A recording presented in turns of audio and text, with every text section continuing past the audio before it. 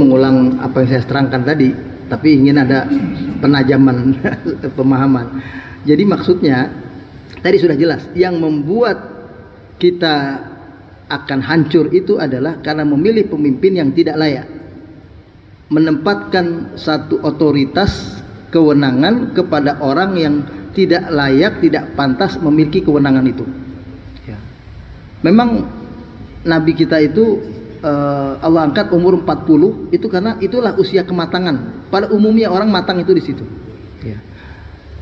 Tapi kalau kita lihat ada orang berhujah, itu lihat Usamah bin Ziyad, ya.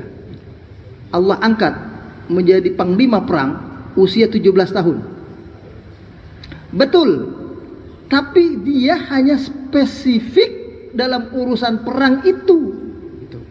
Karena kemampuannya dalam urusan perang itu memang dia jagonya, bukan segenap urusan. Kalau pemimpin itu mengurus semua urusan, urusan perang, urusan logistik, urusan kesejahteraan, urusan pembangunan ekonomi, urusan semua urusan. Ini tidak mudah. Nah, ini harus orang yang punya kematangan. Saya coba ingin bacakan sebuah hadis menarik ini buat kita, ya, untuk kita pahami. Kata Nabi, sayati ala nasi sanawat khadda'at, ya, yusaddiqu fiha al-kadhib wa yukadzibu fiha as-sadiq wa yu'tamanu fiha al-kha'in wa yukhawwanu fiha al-amin wa yantiqu fiha ar-ruwaybidah. Qila wa ma ar-ruwaybidah? Qala ar-rajulu nafah, ar-rajulu tafah yatakallam fi amril 'amah. Akan datang kepada manusia, kata Nabi, di akhir-akhir zaman ini, tahun-tahun yang penuh dengan penipuan dan tipu daya. Kata-kata pendusta itu dianggap benar, pembohong dianggap benar.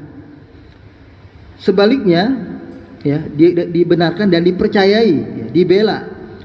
Sedangkan percakapan yang benar malah didustakan, dianggap bohong, ya.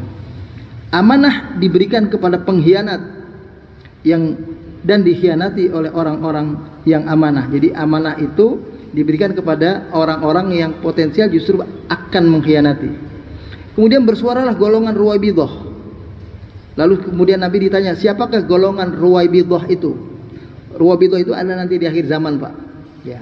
Kata Nabi, Ruwaibidah itu adalah orang yang bodoh, lagi fasik, tapi mengurus, berbicara tentang urusan besar umat ini, ya.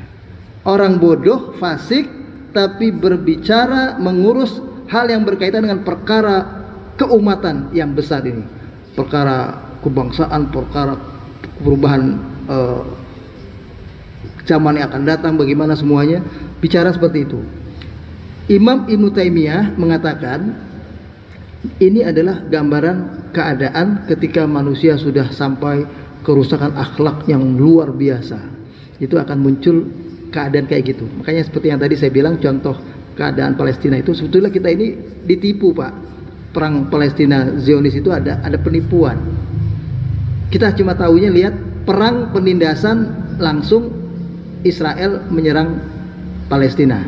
Atau kita cuma melihatnya orang-orang Hamas sebagai bahagian dari orang Palestina, ya, meskipun presiden udah bilang Hamas tidak dianggap mewakili rakyat Palestina, katanya. Terus dengan presidennya bilang gitu. Nah, itu adalah kita tahunya penyerangan Hamas kepada Israel.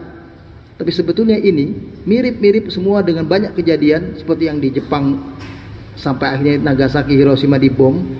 Itu bukan langsung dibom, Pak. Amerika ingin punya alasan bagaimana supaya ngebom ini. Dibuatlah alasan dengan cara dibiarkan Pearl Harbor diserang oleh Jepang. Dengan sebab itulah menjadi alasan bagi Amerika menggunakan senjata nuklirnya itu, dulu senjata atom namanya, untuk menghancurkan itu, supaya punya alasan. Banyak orang yang melakukan itu seperti itu.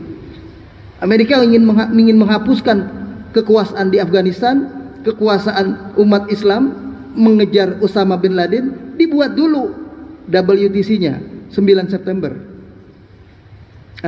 Bukan, 11 September maksud saya, terbalik. 11 September itu dibuat dulu supaya jadi alasan.